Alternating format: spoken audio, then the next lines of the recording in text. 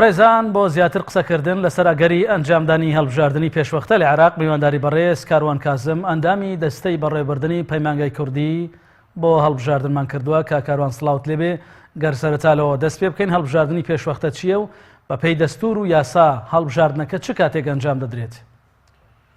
سڵاو لە ئێوە، سڵاو لە بینەرانی کەناڵی پێیام، سپاس بۆ ڕەخساندنی ئەم دەرفەتە. لە ڕاستیە ئەم دۆخەی عێراق کە هاتۆتە پێشەوە بە دوای خۆیدا لەسەر داخوازی خۆپیشاندەران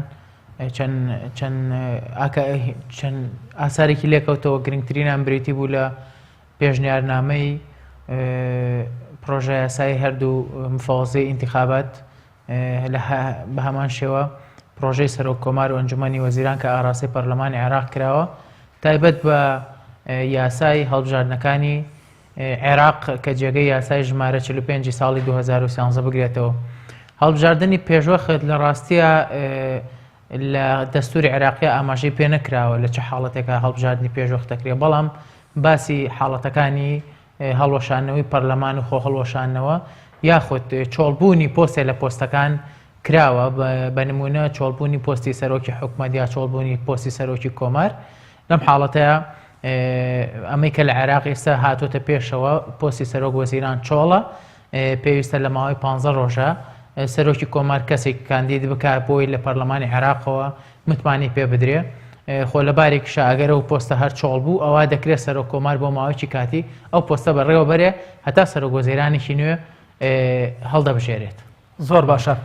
ئامادەکاری بۆ ئەنجامدانی هەڵبژاردننی پێشوەختە پێویستی بە چەند مانگەیە و لە ئێستادا دۆخەکە لەبارە بە تایبەت کە خۆپیشاندەران پەلەی ئەوە دەکەن کە سەرۆک کۆمار مەرسومێک دەربکات بۆ ڕاستباردننی کەسێکی دیکە بە پێکەنانی حکومەت لەلایەکی دیکەشەوە هەم سەرۆک کۆمار و هەم پەرلەمان چاوەڕوانی ڕێکەوتنی کووت لە سیاسەکان یاخود کووتلەی براوی هەڵبژاردنن کە پێشتر لە هەڵبژاردنەکاندا پشکی پۆستی سەرۆک وەزیرانیان وەرگرتووە.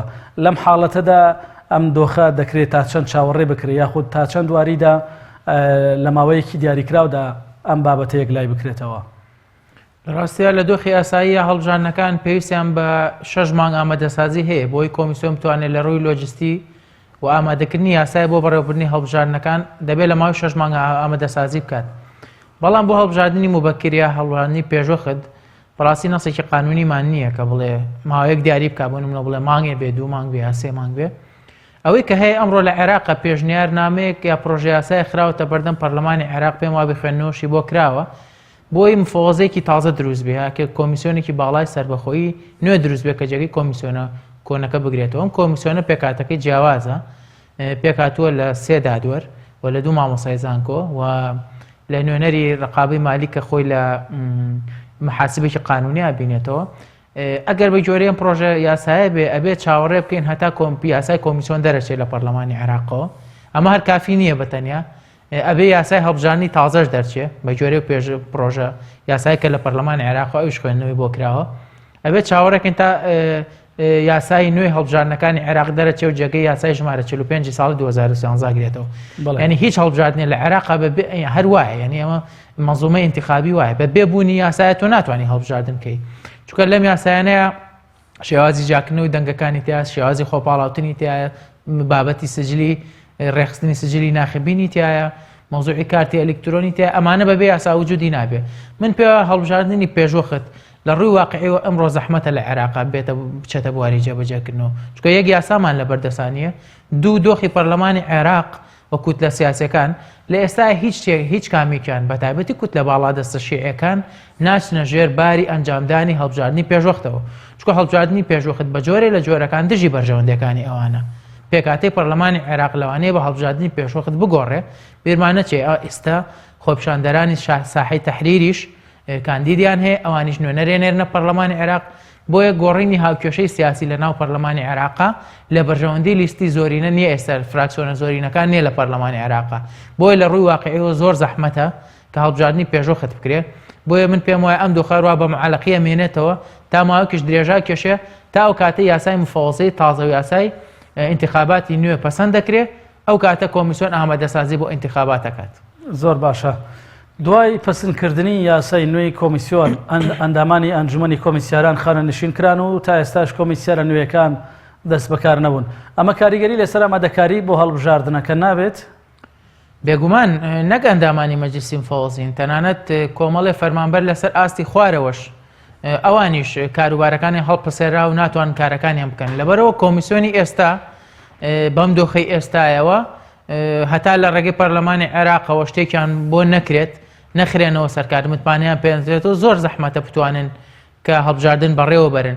لەبەرەوە داخوازی شەقامیات داخوازی مەرجەعیەت لە ڕووی یاساییەوە بەڕاستی عرقەلەیەتە پێشەوە.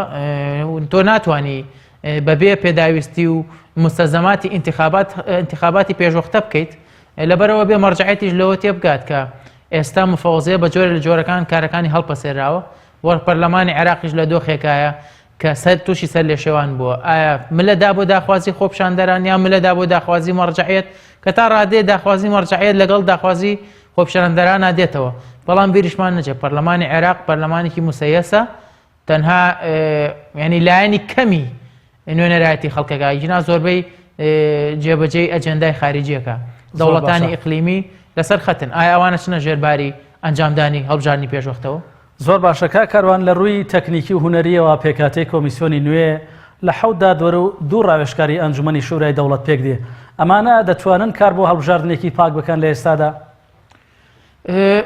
پرۆژه یاسا تازەکەی کۆمیسیۆن بەڕاستی ئەگەر لە ڕووی ناوەڕۆک و سەیریکەین پرۆژێکی زۆر باشە.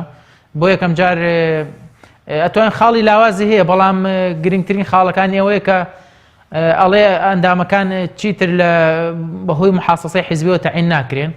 سێ دادوەری تایە کە مەجلیسی قەزای عێراقی دوانیان دیاریە کات و دانێکیان لە هەرێمی کوردستان ئەڕوە و ئەندامێکی مەجلیسی شورای تایە و دوو مامۆستای زانکۆی تایە لەگەڵ محاسبێکی قانونیە. بەڵام کێشەی ئەمانە ئەوەیە کە مامۆستا ناکەونە ژێر ڕقابەی پەرلەمانی عێراقەوە.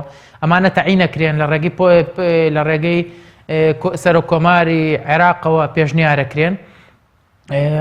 ئەم کۆمیسیارە تازانە ڕاستە لەلایەن جیهاتی حکومیەوە ئەنێرێن و لەلایەن دام و دەستگاکانی ترەوە دێن. بەڵام زەمان چییە بۆی ئەمانیش وەکو پێشووتر سربەخۆ نەبن چونکە بیرمان نەچێ و کەسانی کە لە پۆستە باڵەکانە تەعین نەکرێن ڕاستە سەرەتا بە ناوی سربەخۆ دێن بەڵام دوایی لە کار و مەهام و جێبەجێکردنی ئیشەکانیانە ئەکەونە ژێر کاریگەری حیزبە سیاسیەکانەوە. بۆیە من پێم وایە ئەو دۆخە سیاسی کە باڵی بەسەر عێراقا کێشاوە لە دوای 2023ەوە زۆر زەحمەتە بتوانی کەسێکی پرۆفیشناڵ و بێلایەن لە پۆستێکی سیادی وای لە پلەیەکی تایبەت تا تەعین بکەی لە ڕووی واقعیەوە زۆر زەحمەتە. لە ئێستادا پرۆژە یاسای هەڵبژاردننی پەرلەمانی عێراق 14 مادەی پەسەند کراوە و لایەنەکان لەسەر مادەی 16 ناکۆکن کە باس لە بازنەی هەڵبژاردن دەکات. پێتان وایە بازنەی هەڵبژاردن لەسەر ئاستی قەزا یان پارێزگا بێ باشترە؟ وەڵای ئێمە وەک پەیمانگای کوردی بۆ هەڵبژاردن هەر جەختمان لەوە کردوێتەوە کە لا مەرکەزیەت زۆر قوڵ بکرێتەوە و هەتا بازنەی هەڵبژاردنەکان زیاتر بێ. ئەمە ڕێی ئێمەی لە پەیمانگا باشتر خەڵک دەتوانێت نوێنەرایەتی خۆی لە ئەنجومەنە باڵەکانی وەک پەرلەمان و ئەنجومەنە خۆجێتەکانیشا جێ بکاتەوە. یعنی ئێمە لە ڕابردووە کێشەیەوەمان هەبووە بە ئێستاشەوە چەندین قەزای گەورەمان هەیە لەسەر ئاستی کوردستان ئەگەر باسی بکەین نوێنەرینەیە لە ئەنجومەنی پارێزگا و لە پەرلەمانیشە. بۆیە ضرورە ئێمە لەگەڵ ئەوان بەڵێ پشتگیریەوەکەین کە قەزاکانی عێراق بەگشتی و هەرێمی کوردستان بە تایبەتی بکرێن بە 15 انتخابی نوێنەریان بنێرنە پەرلەمانی عێراق. ینی هاوڵاتیەکی وەکو بۆرمە ئێستا بیرمان نەچێکە لەسەر ئاستی عێراق لە هەڵبژاردننی ڕابردووە محافەزەی هەڵەبجە بازنی انتخابی نەبووە لەسەر پارێزگای سلێمانی بووە. بەداخەوە لە پرۆژە تازەکەشە پارێزگای هەڵەبجە هەر حسابی بۆ نەکراوە. بۆ ئێمە بەرگری لەواکەین کە پارێزگای هەڵەبجە و شوێنە گەورەکانی تری هەرێمی کوردستانی لەسەر ئاستی قەزا بکرێنە بازنەی انتخابی بەبێ زانیاریەکان ئێمە ئێستا عێراق بە گوێرەی پرۆژە یاساکە ئەبێ بە 222 بازنەی هەڵبژاردن. ئەمە شتێکی زۆر باشە کە قەزاکان لەسەر ئاستی عێراق و هەرێمی کوردستان نوێنەریان هەبێ بەڕاستی. بەڵێ زۆر سپاس بەڕێز کاروان کازم ئەندامی دەستەی بەڕێبردننی پەیمانگای کوردی بۆ هەڵبژاردن زۆر سپاس کە تام کاتە لە ستێودیۆکانمان لە شاری سلێمانیەوە لەگەڵمان بووی.